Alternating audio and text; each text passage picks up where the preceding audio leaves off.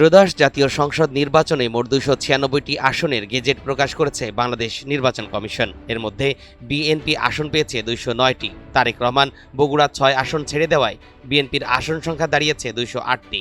বাংলাদেশ জামাতে ইসলামী আসন পেয়েছে 68টি, এনসিপি পেয়েছে 6টি, বাংলাদেশ খেলাফত মজলিস 2টি, ইসলামী আন্দোলন আসন পেয়েছে 1টি, গণ অধিকার পরিষদ পেয়েছে 1টি, বাংলাদেশ জাতীয় পার্টি বিজেপি পেয়েছে 1টি আসন, গণসংহতি আন্দোলন 1টি, খেলাফত মজলিস আসন পেয়েছে 1টি। এছাড়াও স্বতন্ত্র প্রার্থীরা আসন পেয়েছে 7টি। সংসদের সংরক্ষিত নারী আসন পেতে প্রতিটি দলের কমপক্ষে 6 জন নির্বাচিত সংসদ সদস্য থাকা প্রয়োজন।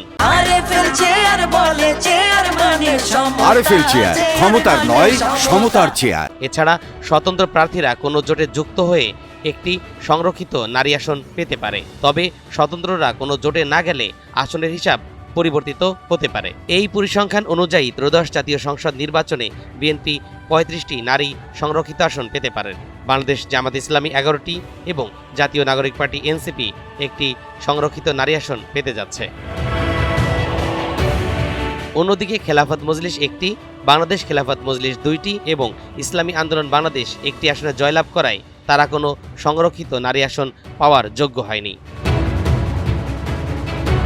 বুধবার নির্বাচন কমিশনার আব্দুর রহমানুল মাসুদ এসব তথ্য জানিয়ে বলেন, ঈদের আগেই নারী আসনের নির্বাচন সম্পন্ন করার পরিকল্পনা রয়েছে।